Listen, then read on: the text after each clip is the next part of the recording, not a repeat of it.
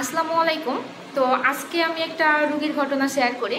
তো রুগী আসছে আপনার সেন্সলেস হয়ে, হ্যাঁ, হসপিটাল বেডে শোয়ানোর পরে তার সেন্স ফিরে আসে। তো সেন্সলেস হয়ে যেহেতু আসছে, তো আমি রুগীর লোককে আপনার জিজ্ঞাসা করলাম যে তার ডায়াবেটিস আছে কিনা। তো রুগীর লোকজন জানালো যে না, তার ডায়াবেটিস নেই। এবং তো আমরা জানি যে আপনার হচ্ছে যে এই যে সেন্সলেস হয়ে যাওয়া বা অজ্ঞান হয়ে যাওয়ার খুব কমন একটি কারণ হচ্ছে আপনার হাইপোগ্লাইসেমিয়া বা আপনার হাইপারগ্লাইসেমিয়া। তো হাইপোগ্লাইসেমিয়াটা কি? হাইপোগ্লাইসেমিয়াটা হচ্ছে যে সুগার লেভেল যদি আপনার নর্মাল থেকে নিচে নেমে যায়, সেটাকে আমরা বলি হচ্ছে হাইপোগ্লাইসেমিয়া। এবং সুগার লেভেল যদি আপনার নর্মাল থেকে খুব বেশি বেড়ে যায়, সেটাকে আমরা বলবো আপনার হচ্ছে হাইপারগ্লাইসেমিয়া। তো আমরা জানি যে আপনার হচ্ছে হাইপারগ্লাইসেমিয়া থেকে হাইপোগ্লাইসেমিয়া খুব বেশি ডেঞ্জারাস, কারণ হাইপোগ্লাইসেমিয়ার আপনার হচ্ছে যে সঠিক সময়ে যদি আমরা ম্যানেজমেন্ট না করতে পারি, তারপরে রুগী আপনার হচ্ছে যে এক্সপায়ার্ড বা মারা যাইতে পারে। আর হাইপারগ্লাইসেমিয়াতে যদি রুগী চলে যায়, তো সেই ক্ষেত্রে আপনার সাথে সাথে রুগী কিন্তু মারা যাবে না।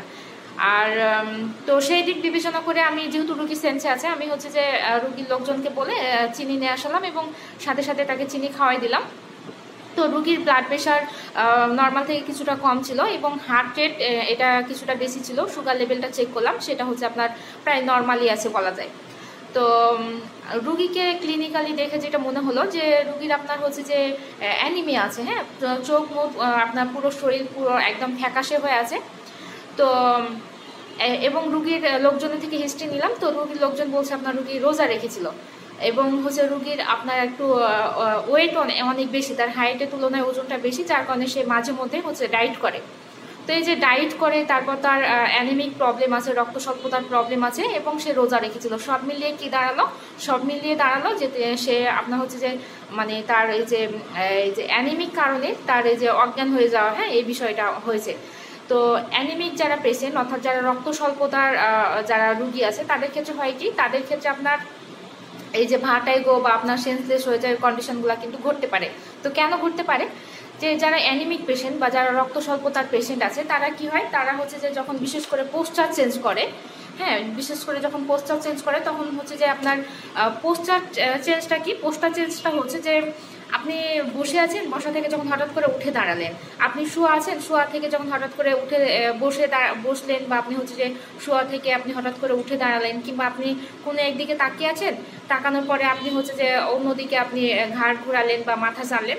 তো এই যে আপনার মানে পজিশন চেঞ্জ করাটাকে আমরা বলি পোস্টার চেঞ্জ। তো এই যে পোস্টার চেঞ্জ করার সময় অ্যানিমিক যারা পেশেন্ট আছে, তাদের ক্ষেত্রে হয় কি, তাদের ক্ষেত্রে আপনার ওই যে ব্রেনে ব্লাড সাপ্লাই যে বিষয়টা হঠাৎ করে অনেক বেশি কমে যায়। তো হঠাৎ করে অনেক বেশি কমে যাওয়ার ফলশ্রুতিতে কি হয়, আপনার হচ্ছে যে এই যে মাথা ঘুরানো শুরু হয়, কিংবা অনেক ক্ষেত্রে দেখা যায় যে পড়ে গেছে বা সেন্সলেস বা অজ্ঞান হয়ে গেছে। এই কন্ডিশনগুলো আপনার তৈরি হতে পারে। তো পেশেন্টের ক্ষেত্রেও সেটা হয়েছে ক্লিনিক্যালি, যেটা বুঝলাম আর কি। কোনো তখন আমি কোনো পরীক্ষা নিরীক্ষা করানো হয় নাই, হ্যাঁ। তো বাংলাদেশের প্রেক্ষাপটে আপনার হচ্ছে অ্যানিমিয়া বা রক্ত স্বল্পতা এটা খুবই একটা কমন একটি মানে সমস্যা হয়ে দাঁড়িয়েছে। তো আমরা সকলেই হচ্ছে যে নিজের শরীরের হচ্ছে যে যত্ন নিব, নিজের শরীরের খেয়াল রাখবো, পুষ্টির দিকটা সবসময় হচ্ছে যে বিবেচনা করব। ধন্যবাদ। আসসালামু আলাইকুম।